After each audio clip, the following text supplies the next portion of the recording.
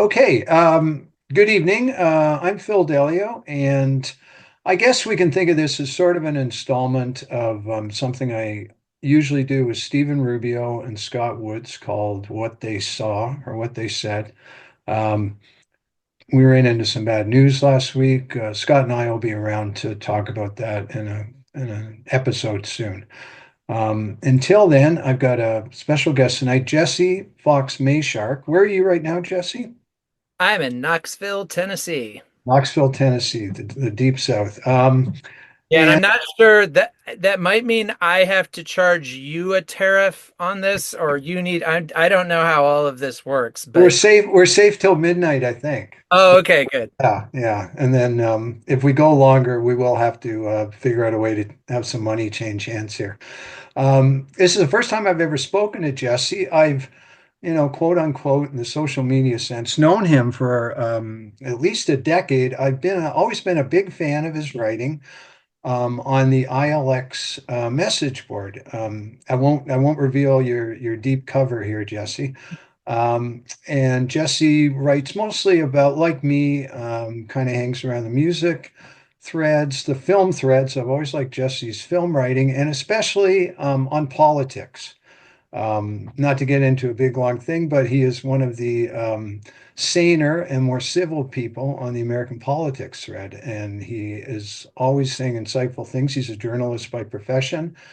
Let me show you a book of Jesse's that I haven't read it yet. Jesse bought it a year ago.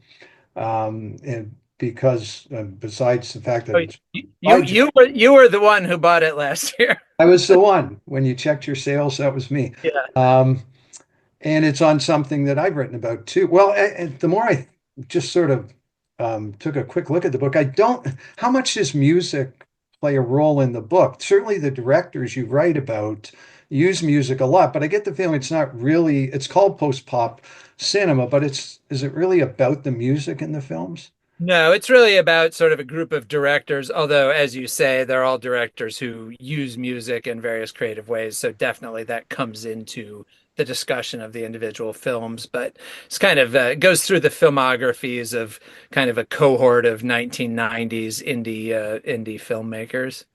Right. And I myself have written so much about three films in particular, Boogie Nights, Rushmore, and Virgin Suicides. All And all all all of discussed it. them are in there. Yeah. I am looking forward to reading it. I don't know. I opened it up and right away it was like David Foster Wallace and Baudrillard. And I'm thinking, my book, it's like how much I love Georgie Girl. So I don't know, but I'm sure it's going to be great. Anyway, Jesse and I are here tonight to talk about the TV series Severance. We both left the basement floor. We're out in the world, and we're going to talk about Severance. I posted about it very briefly on Facebook. Jesse commented, and I realized, or I think I realized right away, we both seem to have the same general outlook on the show. And we'll get more into what I mean by that. But I thought Jesse would be a great person to talk to. So we'll go through some questions here that I jotted down. But as always, we'll just let the conversation guide us. So my first thought was, what brought you to the show, Jesse? And always an important moment anytime you embark on a TV show, only two seasons, but still multi-season. Um, did it sort of grab your attention right away? Did it take a few episodes? When did you say, okay, I'm going forward with this? Yeah, well, so first of all, I should say thanks for the invitation to the conversation and back at you with all of your kind words. Always enjoyed your presence on both ILX and social media as well, and Thank you. your thoughts on all of the things that you write about. Um, I so my wife and I had been interested in Severance because we started hearing about it when it came out, because everybody was talking about it and I kind it was one of these things where I could sense that okay, this is one of these sort of like mystery shows, so I didn't want to know too much about it before watching it. So I deliberately didn't read very much, just kind of absorbed that okay, it sounds interesting. The challenge that we had was technological because it's on Apple TV, and our TV is a Sony Bravia and it's a Google, Android TV. And at the time, the model that we bought at that time, they were still not like, we can't get the Apple TV app Mhm. on our TV. And so we just like have not been able to watch Apple TV for the last couple of years. Finally this year we realized that, oh, we could get it through, I think we have it through Prime now. Oh Uh, yeah, that's how I which got. Yeah. that's another whole thing because I think we want to cancel our Prime subscription. So we're racing to like watch everything on Apple that's coming through our Prime subscription. So we just got this Apple subscription, a couple of months ago, and we were aware that the second season of Severance was coming back, and so we thought, okay, great timing, and we were able to essentially binge it, the first season. As the second season was starting, and so we really got caught up. We only watched the last two episodes of the second season in real time because we were kind of like playing catch up right up until those. So our experience of the show, I think, was really different than people who watched that first season. And then there was the long layoff with the strike and everything else that delayed it. And I feel like that would have been a much different experience of it, especially because the first season ends with really a cliffhanger, and also with what I think is the actual best episode that the series has had so far, the finale of the first season. Yeah. But we were able to go straight from there into season two and didn't have to spend years wondering like what's going to happen after that episode. So yeah, I think we liked it from the beginning. It took a couple of episodes to start to feel the parameters of the show, what it was maybe going to do and the things that it was not going to do. And then, of course, there one thing that was notable because of the way we watched it was the difference in focus between the first season and the second season, which I've seen a lot of people write about. But that felt much more obvious when the switch happened, sort of going from just one episode straight into the other one, that the first season really does contain you much more within this kind of mysterious world. And then Right. the second season starts to open it up and branch off into some other realities, I guess you could say. But I think we enjoyed it all the way through. My wife maybe was a bit more of an enthusiast than me, but I was perfectly happy to watch all of it and felt engaged. Definitely felt entertained. It's a really well produced and really well made show, and so I kind of even at times where the plot has given me some pause, I still enjoy the experience of it. I mean. And I think it's really interesting that this is Ben Stiller doing this because, I mean, I've seen Yeah. things Ben Stiller's directed before, but I don't recall him having much of a visual aesthetic, which this show really does. Like it's a really beautifully designed and shot show. So I always enjoy it on that level, even when some of the other parts of it don't necessarily add up for me. Yeah, I got to say, like you, I read very little about a show I'm interested in watching, and I just didn't know anything about his involvement in it, that he directs. I don't know if he's sort of the showrunner, whatever they call it, but he's directed at least half or more of the episodes, right? Um, yeah, so I came to it, and I was even later than you. Basically, my friend Scott would talk about it, recommend it, and then the thread on ILX was just always at the top for a while. So I didn't read the thread because I hadn't watched it, but at a certain point, I said, okay, I'm gonna give this a try. I bought the first season. There are people out there who still do this as a bootleg from a mall. Um, I didn't have Apple TV, so I spent $3, bought a bootleg. Bootlegs have come a long way. They even have subtitles now. I couldn't believe it. Um, and yeah, I really liked the first season. It engaged me right from the start because of the show's premise. I just right off the bat, I thought that it kind of addressed something that I always grappled with through my teaching career, and probably, people of it doesn't matter what job you do. I was someone who would take the work home. Um, and I don't just mean marking or planning. I mean, if I had a bad day, if I thought I was sort of jumped on some kid too much or had a disastrous lesson, I would still be thinking about it sitting at home. So Severance is actually the opposite because it's people who are trying to sever at least the main character, Mark, and also I think I would say Irving. They're Hmm. severing stuff that happened, or Dylan happening in the outside world. For me, it was the opposite, you know. I thought, well, if I could just leave work at work, things would be great. Um, and that sort of, at the end, it comes back to another, it's sort of the same point.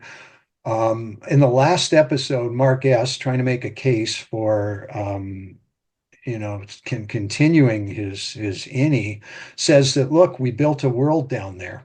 We have each other. We built something down there. And I thought that that actually is something to me that's kind of profound about working. You can have the worst job in the world, and if you like the people you work with, you do build a world. It doesn't matter whether you're getting paid minimum wage. You can have a great job, not like the people you work with, and that's worse. So I really liked the premise. That's what kind of drew me in. And second, by the time I liked this first season enough that I got a trial Apple subscription. I think I'm going to keep it around for a month. I'm going to maybe try to watch some of the soccer show. Uh, Hmm. and last, so I rewatched the Velvet Underground documentary for the first time. I just watched that for the first time because of having Apple TV, and yeah, Yes. terrific. Oh, the second time I thought it was great, and I watched 1971. So, like you all, sort of keep an eye on the clock and try to catch up with some stuff. I said that you commented on my post, and one thing I gleaned right away was that you did not like the second season as much as the first, which was the same for me. And I just think it's sort of a true thing about social media now. It's sort of happening at ILX, and it's on Facebook. It's not peculiar at ILX. When people have a thread dedicated to a show or something, basically people can get very touchy if you don't like it, if you don't unreservedly like it. So I was very reluctant to go into the thread because clearly everybody loved it. And I have that same problem. I know you're a huge fan of Twin Peaks of Return. I have the same problem with Twin. It's like, I don't know, do I want to say this and be surrounded by five people? Um, but I did definitely prefer season one. For me, too, just before I hand it back to you, two for me, it was hampered. There were a couple of poor episodes that I didn't like, especially the one I think I'm not alone in this, the one dedicated to Mrs. Sobel. I found really draggy, and it kind of lost the mystique for her. You know, Hmm. she was this really sinister, mysterious person in season one, and it turns out she's just kind of a disgruntled employee by the time you get to her episode with a very kind of mundane past. The final episode, it really threw me with the marching band. It takes this turn to like almost slapstick. I'm not saying it doesn't work. It just really threw me. I've actually watched the second season twice now. I did a little homework. It was better the second time around. And the extreme violence sort of came out of nowhere. The chase didn't. A lot of the last episode didn't really fit the mood starting at the halfway point. So, all in all, for me, season one. Yourself? Yeah. Yeah, no, I very much agree. And I think that, this is something that happens with series TV, and especially I think with these kinds of mystery shows. And you mentioned Twin Peaks. Lost, of course, is everybody's reference for a show that started with a great mystery and then just kind of like fell all to pieces by the end and made everybody mad. And this is what one of my good friends has been the biggest Severance skeptic who I've talked to among people I know who have watched the show. And he's a TV producer himself, and so he tends to be very critical of TV shows and the way they're constructed. And early on in the second season, he invoked Lost to me. He said, I'm afraid that, basically, like, I'm afraid they don't know where they're going. I'm not totally sure of that. Like, I think it's still conceivable that there is a mapped out story here, that they're pulling all the pieces together, but that doesn't mean that it's a good story, just because it's all written down on paper somewhere. In the first season, because so much of that remains mysterious, you just get sort of the world, and especially the world of the innies, which is this very mysterious place, and it's kind of, it's this quasi-authoritarian workplace. Like they're under a lot of restrictions, but at the same time, there are sort of interesting angles to it, and right, the relationships between them are built nicely. And I saw somebody wrote that, you start out thinking that it's this sort of indictment of the corporate workplace, but then past a point, you start realizing that, well, the innies, actually, the people at work, seem happier than when we see them. And of course, in Right. the first, we really only see Mark outside of work to any significant degree until the last episode of the first season. Um, but they actually are happier than the outside, and that maybe the workplace is kind of, for all of its weirdness, is kind of like this safe space for them. And that obviously is not really the case, because there's all sorts of weird things going on there. But you get, I thought in the first season, the tentative romance between Irving and Bert, which uh, just touching on some of the performances, like I thought that was really well played between John Turturro and Christopher Walken, because those are two guys who, like, like we kind of associate them with going big, and they can give big gonzo performances, but they actually give these very gentle performances in this kind of, especially because they don't really know who they, although subsequently we're not actually sure about Bert. Was Bert severed? We don't know that. That still seems kind of an open question at this point. But that was really nicely played, and there were just a lot of nice elements there, while the looming mystery developed at a pace that kept it interesting but didn't kind of overwhelm the smaller parts of the story.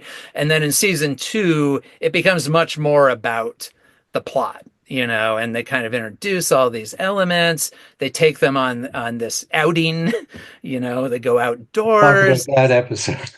Yeah. Yeah, yeah, and also the sort of just fundamental implausibilities. And of course, there's a lot of suspension of disbelief. It's a sci-fi show. You just kind of go along with, okay, sure, this technology exists, but you start bringing in the backstory of the company and this kind of like cult-like thing around the family, and this weird history with the ether factory and all this kind of stuff. It all starts to feel, you mentioned me mentioning David Foster Wallace in the introduction to that book. uh, Parts of the second season felt David Foster Wallace-ish to me, in a bad way, in the infinite jest way, where like it just kind of keeps going and you keep adding these plot elements, and past a point you're not sure if they're supposed to be satirical or not, or if kind of what is the actual concept there. So yeah, I did feel like, I really did think the first season ended spectacularly. I thought the season 1 finale was great, because you built up to it, and the idea that suddenly these innies are going to be projected into the outer world, and when that happens, it's really interesting to watch, and they had all these different interesting things going on with them. And so then to come back from that into the second season, and then it all starts to get a little bit fuzzier. I mean, I'm still, interested and engaged. I'll certainly watch the third season. Oh yeah. Um, I'm definitely leaving open the possibility that this is going to be a show where the first season was the best. Hmm. And as weird as the show is, the first season to me still seemed to have, it seemed to be grounded in, okay, that makes sense. That makes sense. Unspoken rules, I don't know. And then in the second season, they're kind of, we don't need to pay attention to that. We can do this. We can break that rule. Or like So some people have mentioned with the marching band, sure, that made for a really compelling scene in the finale. But this fun, you're like, do they really have an entire department of severed marching band players? Like, is that really something that we're supposed to believe they have? Yeah, it gets hard. even harder than that, and I love Milchek. I'm going to say, no, mostly Yeah. nothing but nice things about him. It was just hard to watch him do that stand-up routine beside the wax figure. I didn't get that. Like, what is going on there? And he's humiliated. But who is the voice there? I have some questions. We'll save that for later. I was going to make this entire 40 minutes me talking about things, you explaining things I didn't understand, but I don't think how I I don't would think I ever get that. understand them either.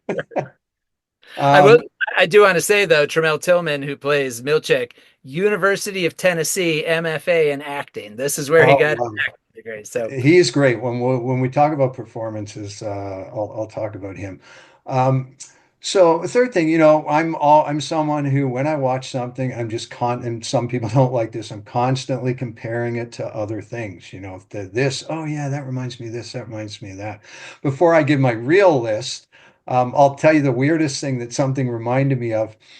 The scene where Mrs. Sobel, Helena is trying to talk her, basically not trying to talk her into staying, but clearly is in a ceremonial post. Anyway, but then they meet at some point, and Helena says, "Okay, let's go talk to the board." And Mrs. Sobel starts to walk towards the car. And then she gets spooked and she kind of runs back and she beats a retreat. It reminded me of Goodfellas. It reminded me of Karen walking to the furs. wait, Totally accidental. But the things I really thought about most, especially the leftovers. Have you seen the leftovers?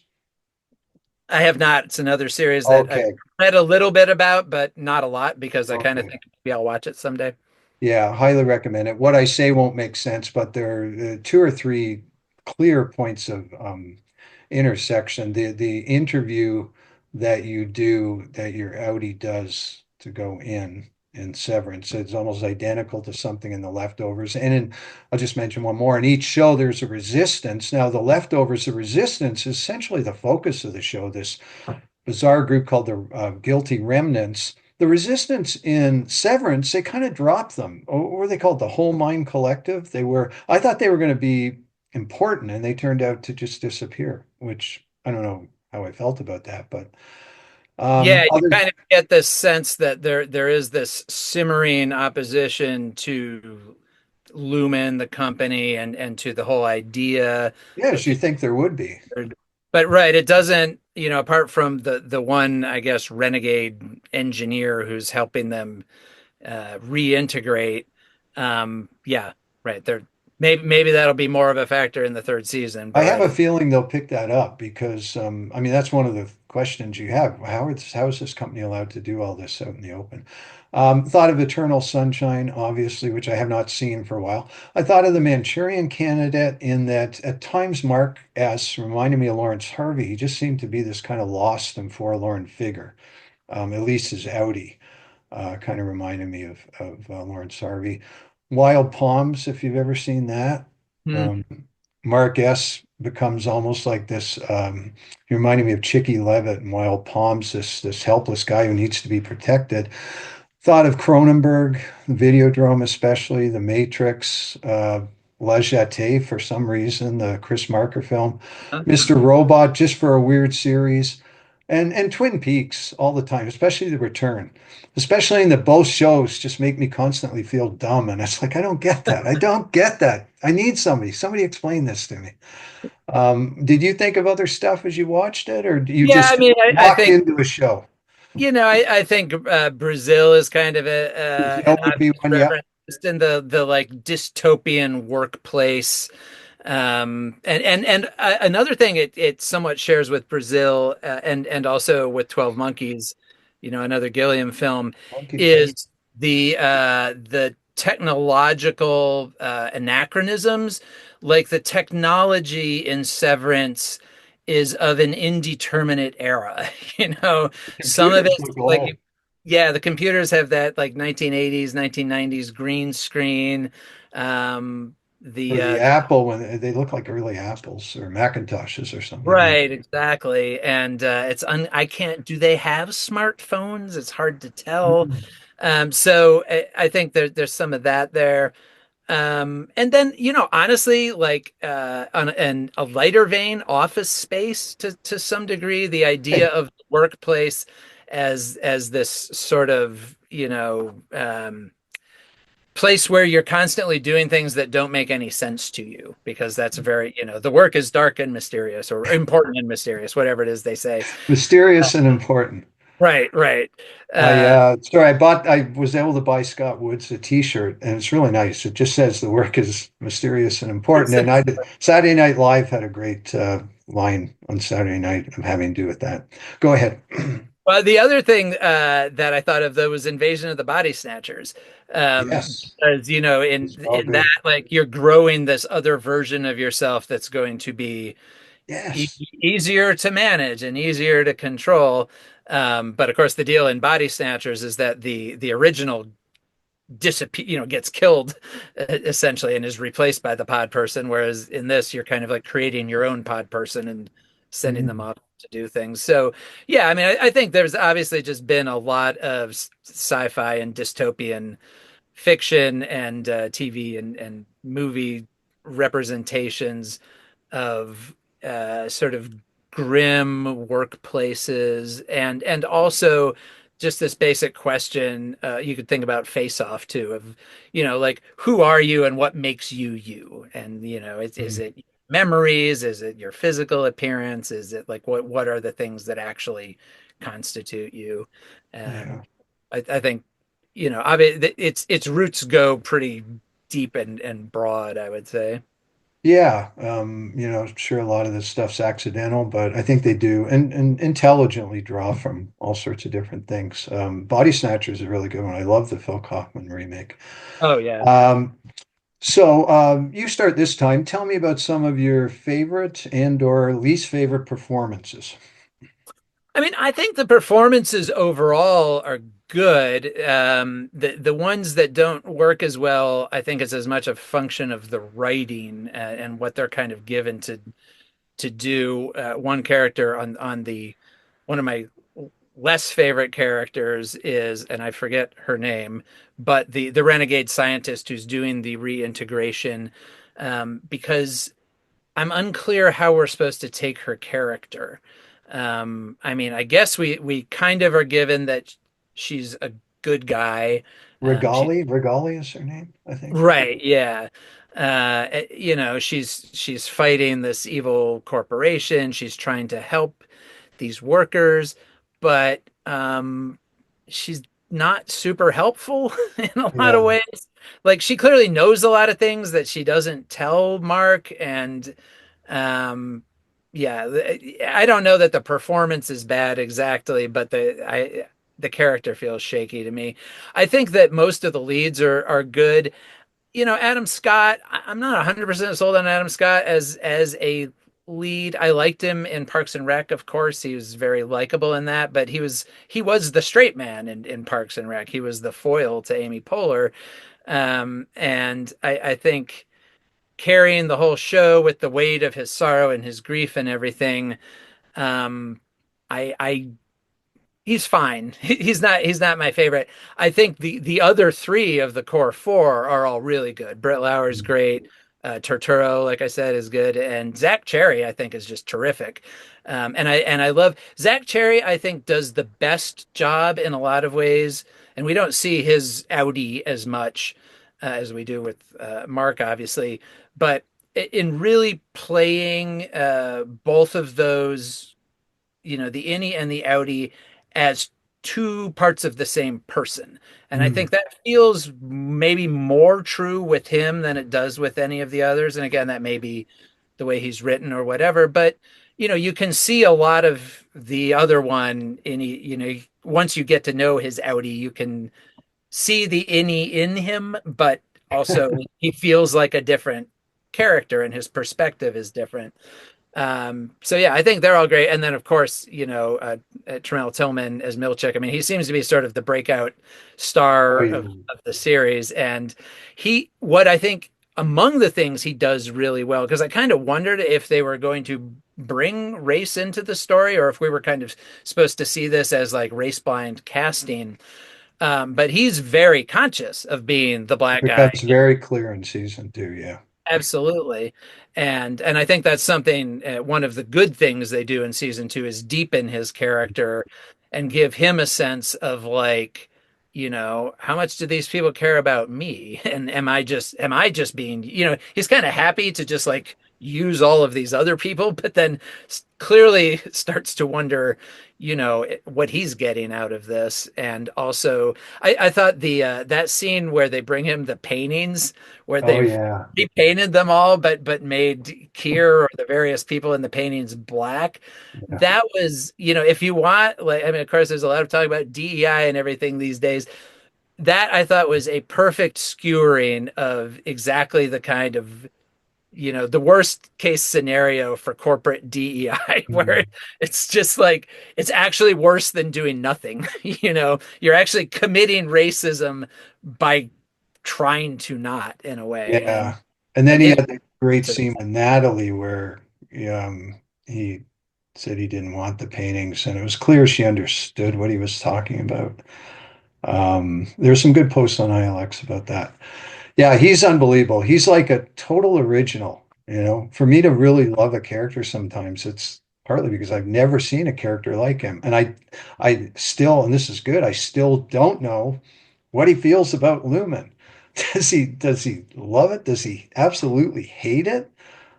He's really interesting, and I think I mean, he's already kind of the focus in some ways at times, but probably in season three, especially with all the attention he's getting. I think Helly and Helena are great. I'd never seen that actress before. Yeah, Can't remember her name right now. And I think Miss Casey and Gemma are great. Very sad at times. Totoro, I've put him on some of my. It took me two or three episodes. Like at first I thought it was a really affected performance, but I've really come to like that character and his performance. And yeah, his scenes with Bert are very low key and very touching, especially when they part at the end. It's just great. yeah. My least favorite, I can lump them together really. It's the Lumen heavies. I think Patricia Arquette, who started out really good, she's become kind of silly at times. Mr. Drummond is just Mhm. there's no shading to that character at all. Or James Egan, they're both bizarre and they're just I don't think they're just kind of corny to me anyway. Yeah, they feel like rote bad guys, Yeah, basically. real bad guys. Yeah. Now you and I having oh no, sorry, favorite least favorite episode. So you mentioned yes, definitely though, even though I don't remember particulars other than Mark screaming she's alive.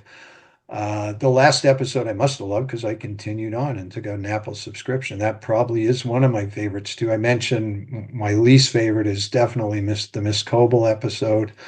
Um, and the retreat or the what do they call it? Or it's got a There's an fun acronym. I don't remember. Yeah. yeah, or Botto or whatever. I don't really understand that episode. First of all, I don't understand where they are. Are they in another part of the building? Like it's their innies, but where are they? I don't get that. Yeah. That was one of my least favorites. Yeah, yeah. That I thought that it didn't. I mean, again, it set up an intriguing thing. Like, wow, what are they all doing here? And then it got weaker as it went. The Yeah, explanation was unsatisfactory. early on it was interesting and the doubles appeared, but yeah, it did kind of drag. But yeah, the last season one closer was just fantastic. You may choose one genre and one accessory.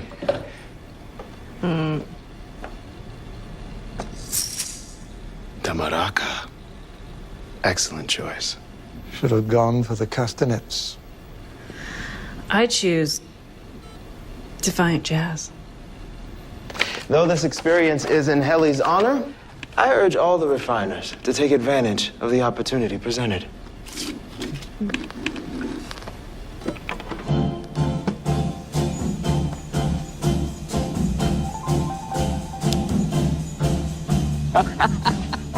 Whoa, wow.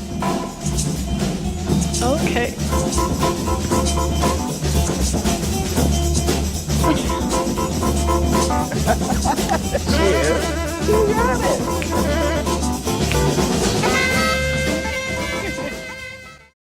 By the way, I just got to mention Well, I have you here, Jesse, that I meant to quote this. You still have one of my, talking about TV show and finales, one of my all-time favorite posts from IXL.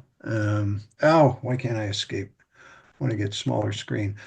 You cannot minimize Zoom Workplace when you're recording this meeting. Anyway, I have it on a different tab. It was you during the Mad Men finale, and posting in real time, figuring out the ending and saying, well, maybe Don goes back to work, sits in on the Coke meeting and starts to describe overlooking a bluff.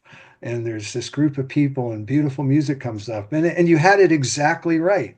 They had never sort of broken the fourth wall before or never had the characters do something that somebody else did in real life. And Matthew Weiner made it clear you had it exactly right. And you were posting that like within minutes of it actually happening. And of course, a couple people, good people, Ryan, who's one of the best film posters on there, knocked it down, said, oh, I don't think it's that. No, they don't do that. It's not that. And it was just exactly right. It just kind of felt like that's where, because, in that episode, you think about like, why is Don out here at this comedy? Like, oh, right, this is what he's going to get out of it, another commercial. And not only was it right, Matthew Weiner had that in his mind since season 3 or 4. He knew how it was going to end, and it was going to tie in with the Coke ad and everything. That was just amazing. So since both of us have written books, more or less on the subject of pop music and movies, or you've written more about the directors, was there any music that caught your ear? I know there isn't a lot of music in Severance, but I did jot down some songs. So I'll mention myself. I'll start, and I know we both love this, is the highlight for me of probably the whole series was the active jazz sequence, which just came out of nowhere. I think it's Defiant jazz, right? Defiant Jazz. Why did I call Yeah, it yeah. active? Defiant Jazz, episode 7, if I'm not mistaken. Just incredible. And it was the first time I think you ever saw that side of Milchick because he was just amazing doing this just stuff. And Helly got into it, and even Irving did. It's a song called Shaky Jake by, I forget the artist now. It came out in 1970, McPhee or somebody. That was great. I liked Billie Holiday, who they used the same song 2 or 3 times. They used it well. Um, I really liked, it's hard to even recall Petey being such a big deal for a few episodes, but Petey's funeral, where they played the video of him and his daughter playing Enter Sandman. Oh, Uh, yeah, yeah. I got that right, right? Yeah, Yeah, yeah. it's later where she's in her own band playing a not very good song, but when they did Enter Sandman, that was great. There was a Paul Anka. Paul Anka is just generally so terrible, but I recognized his voice right away, and it was used well. It was like one of his early '70s songs, sort of in his Sinatra vein, and not quite, but a certain kind of early '70s song. Um, I didn't know who it was. I now have found out it's Mose Allison doing Young Man's Blues, which I, of course, recognize from Who Live at Leeds. I'd never heard it before. That was interesting. Wreck of the Edmund Fitzgerald was very spooky with that guy whistling it. And the weirdest thing of all, early on, my friend Scott said, oh, you're going to love one thing. And I kept waiting, waiting. What is he talking about? I think I know what he was talking about. I didn't stick, or how on Apple you get the next episode. And if you don't stay with the credits, you're shuttled forward. So I missed it both times, but I played on YouTube Ella Fitzgerald doing Sunshine of Your Love, which can only be another Goodfellas reference. Huh, That is I very missed strange. that for the same reason. Yeah. Do you remember which episode it was? I can go back to. It was in season 2, sort of mid-late way, I think. Huh. Mid-late. Those were the bits of music. There was some other music. Did you like any of those or anything else catch your ear? Yeah, no, those are all good calls. And in thinking about the music in it, that and it's interesting mentioning that the Ella Fitzgerald doing a Cream song there because I guess one thing that strikes me about the music is that it seems deliberately chosen to again fuel this sense of slight timelessness. I mean, Yeah. it's not exactly timeless. It couldn't be the 1920s, obviously, but it's these kind of pop songs that exist in sort of like this post-war era. Nothing later than 1980, maybe. Very little like There and even was, there was. I looked up the credits. I can't remember. There were a couple of songs that are like more not contemporary. But even like that, and I didn't know that song that they played during the Defiant Jazz scene. But again, that comes, it's this sort of jazz funk, vibe. It's like vibe music that I think makes sense within like the way they're using music in the indie world is clearly all about, and presumably this is somehow connected to, Kier's whole, you know, matrix of philosophy. different emotion, controlling different emotions and trigger The tempers. it tempers, right, exactly. And that the music is presumably sort of selected for that. But I think it's interesting because the innies presumably they know music, they recognize music, but they're not going to have personal relation to the music. They're not going to hear a song that they love because it was when they were in high school or Right. whatever. So it's much more geared toward how music interacts with emotion.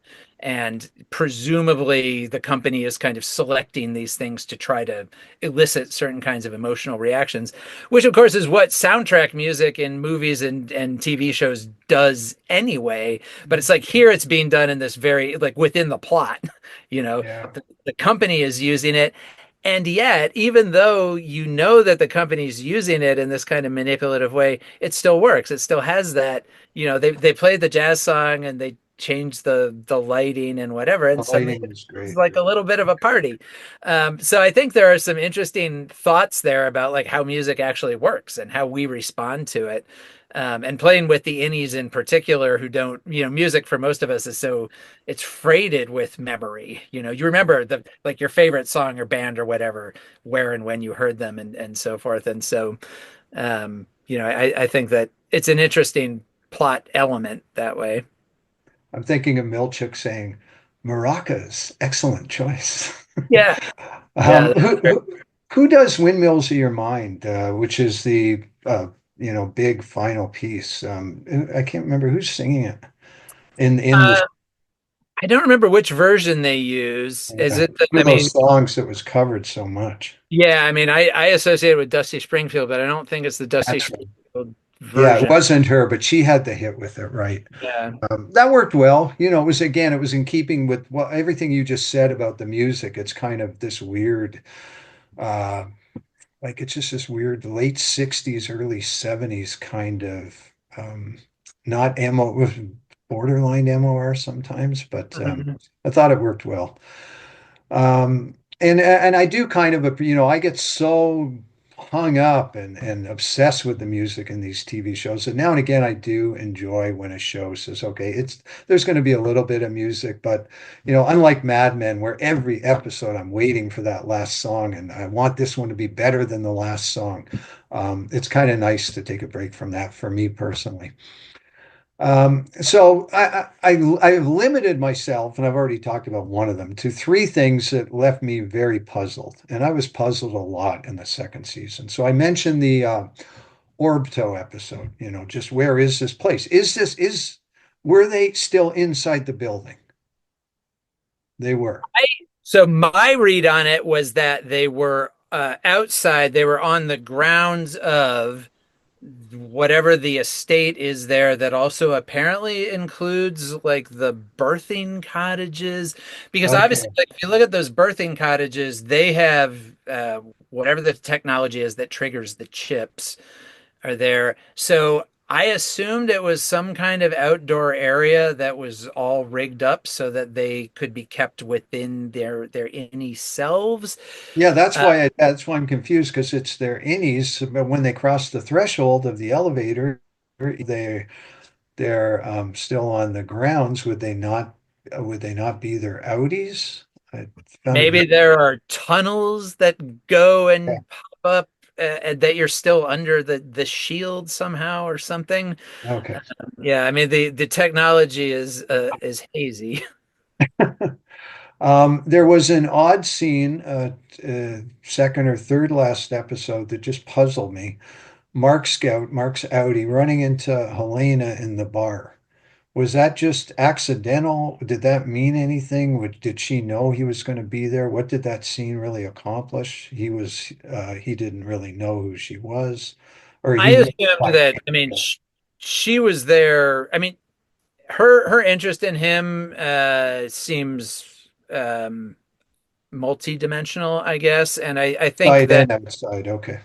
yeah, I think she was there on purpose. I mean, I don't know if she was stalking him exactly. Yeah. But I do think it's really interesting that by the end of season two, he now has had physical relations with both her innie and her outie. And True. that's this, and she's obviously very aware of that before he is. Mhm. Um, and I do think the show does a good job of making you wonder what her actual feelings are for him. Like she does maybe seem to actually be in love with him. It's Yeah. a little bit hard to say. But yeah, I thought that she was there. I mean, maybe she wanted to see how he would react to seeing her. I'm not really sure. Okay. Which kind of leads to my next question. And again, it just seems like we're just going to do this and we're going to say it and you have to accept it. How did Irving spot Audi Helen? I didn't. To me, that was still Helliar. I don't get why he and somebody even makes reference to that later on. Mark, I think it's not Mark. Oh, Dylan. Dylan. Dylan Yeah. says something Dylan like, says, well, Irv knew. Yeah. "Yeah, Irv knew." How did he know? Like, what was he picking up on that I was missing, or Well, I was mean, he? the one thing that he said was that she had been cruel to him Yes, because that she made fun after of the him. fact, And so maybe that, although he was already asking questions about what like he the night basically, garden, the night garden. yeah, he didn't believe that she didn't have anything to say, Okay, basically. yeah, Which I thought all of was, this stuff. I make yeah. too much out of these small things. Yeah, I mean, I think that, well, and also, Irv is like some sort of like special agent or secret ops kind of guy. So maybe he's also just good at like situational awareness. And even though he doesn't have that conscious training with him when he's in any like the things that make him good at whatever he's up to, which we are Mhm. never actually let in on. Maybe I Yeah. assume that'll come Oh up yeah, in Dylan has a great line to that effect. He says something like, "Unlike down there where I'm really good at what I do, whatever I do." right, right. Yeah, Irv is very mysterious, and you assume he's back for season three, but right now we don't know where he's gone or anything like that. Last thing, and this is too big a topic, I have been reading the ILX thread and sort of getting closer to understanding it. What is going on with Gemma in the whole last episode? I did enjoy the episode with the. I'd said early on to I keep mentioning Scott because we've been talking about the show. I said early on that I was sure there was going to be a backstory origin episode similar to this great episode they have in the first season of Leftovers, and I think the Gemma episode basically was that, and it was very good. Um, but I get very confused as she goes from room to room and completing cold hard project going on is. And we could spend 20 minutes talking about that. I guess do you have an understanding of that? Are you groping around like me I or? mean, I have theories that I think, I mean, clearly they're testing the limits of this technology. Like we know we can sever people, but then kind of like how many times can you sever? Can How we many sever? Okay, sever her 7 times, sub 7 different ways. severance? And then, what's the point of that? And I guess you could think about various things. Some of them theoretically may be beneficial, where somebody might want to have a self who does this and a self who cleans the house and a self who does this and that. I don't know. But you can also imagine like dystopian uses for this, where you just kind of create these perfect servants who you compel to do all sorts of things, but then they don't have any, memory of it that might make them rebel against you or Mm. or whatever. I mean, there are a lot of elements of control that seem wrapped up in this, and so, but the sense, I mean, it seemed to be that the important thing here was the law, because the last task that she's given, the last room, is taking apart this crib, and obviously, I don't. Was it ever made exactly clear? I mean, was she pregnant and they lost a child? I'm I not just assumed she had a miscarriage because they have the close Yeah, up of the blood running down the ankle when she gets in the. right. Yeah, and but so that being kind of like the her most painful memory, Mm. and if being exposed to this doesn't trigger that, then they know, wow, it really works. So Yeah, they that's, keep saying it's the barriers holding. I mean, Limits of the she's, technology. That makes sense to me. yeah, I was sort of puzzling about, she goes out that night and gets in the car accident. I wasn't sure if she voluntarily submitted herself to severance and all of that, but I guess the idea was that she was just kidnapped and the death was faked and all of that, yeah. right? And why her and why him? I mean, all that. Yeah, Maybe there will be a good answer to those yeah. things. Feels I, a I little just bit arbitrary, but I found the character of Mrs. What's her alter ego? Mrs. Casey. I love that character. She's just yeah. very strange and memorable. So let's finish up with just sort of a broad overall question. Does Severance have anything to say about the world we live in today? You messaged me, and you've already talked a little bit about David Foster Wallace. Does it try to say anything? When I get hung up on that, again, on the message board, people are saying, well, just enjoy it for what it is. Don't look for deeper meaning. Other people are saying there is deeper meaning. I will say, and I'll quickly hand it over to you. When I first started watching it, I was convinced that I had the most obvious reading in the world. That their home and work lives were totally unsevered, combined into one. And I thought for sure, oh, okay, this is a COVID show. But I was told that no, they were asked about that in an interview, and they said, I mean, it comes on a timeline. It happened soon after COVID, but that really wasn't on their mind. Corporate culture, that seems a little too obvious.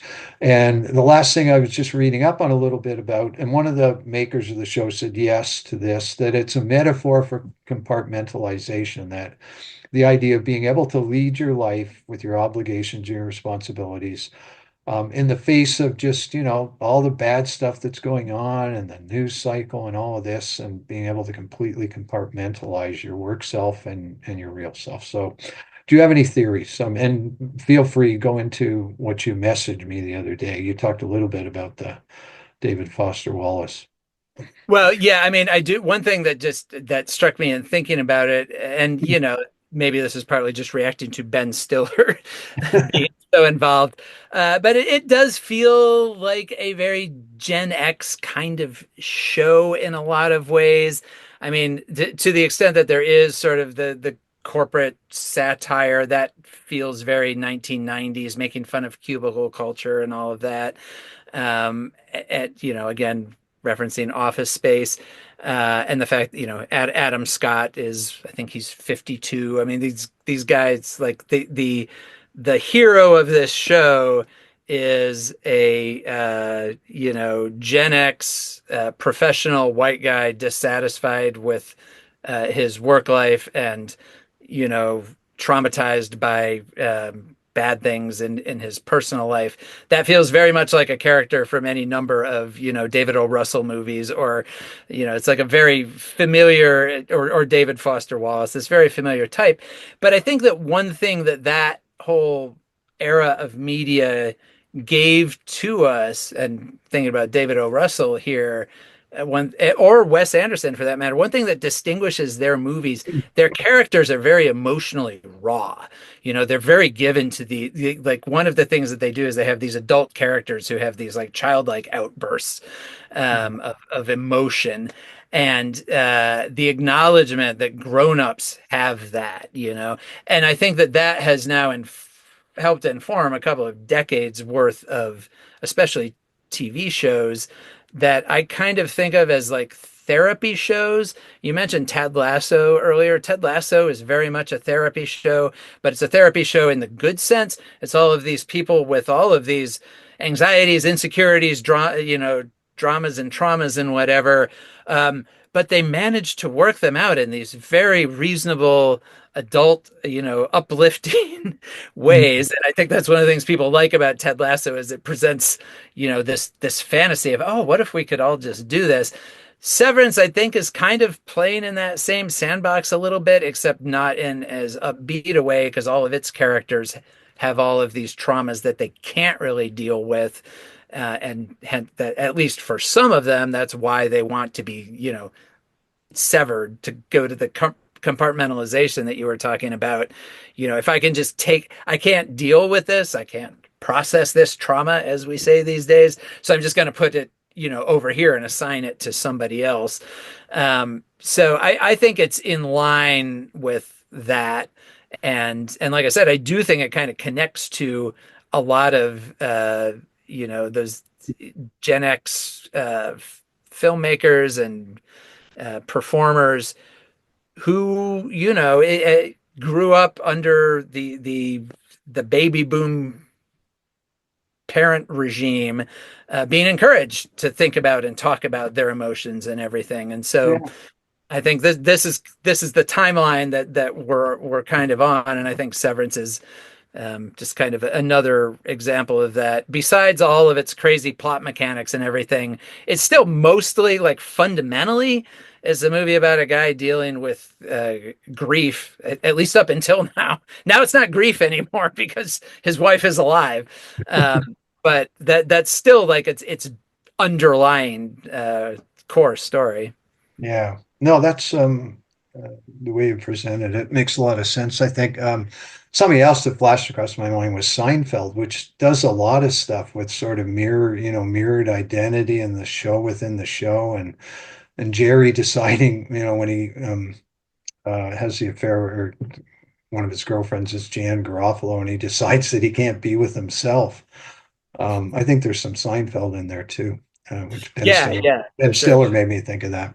Yeah, there's a definitely a level of meta-ness Yeah, that is Madness. inherent to it. It's just like it's made the meta part like actually physical. Yeah. Not a Um, metaphor. We're going to actually make this character into two people, kind of. I'm like you with Adam Scott. I like him. I think he's fine. I liked him in Big Little Lies.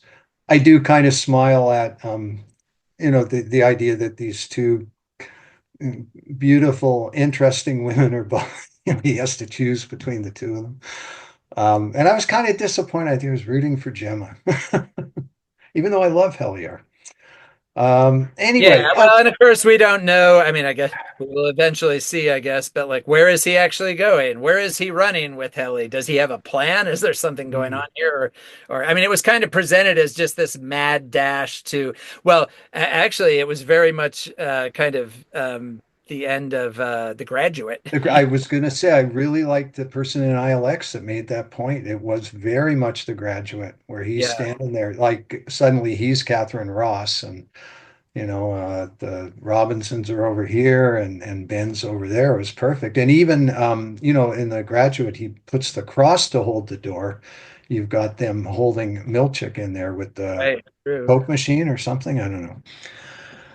Okay, so listen, thanks so much, Jesse. I very much enjoyed this. Yeah, it was I fun. wanted to talk about this show, but like I say, I don't like to join threads late, so I think we got a lot said. I will hand this over to Scott, and we'll get it up on YouTube, and I'll let you know. Okay? All right, great. Well, thanks a Okay, lot. Take care up there. we will. We will. Apparently, I just in our break there went on ILX, and I guess he hasn't been as punitive to Canada. We've got the 25% on autos, but we were spared the 10% across the board. Who knows?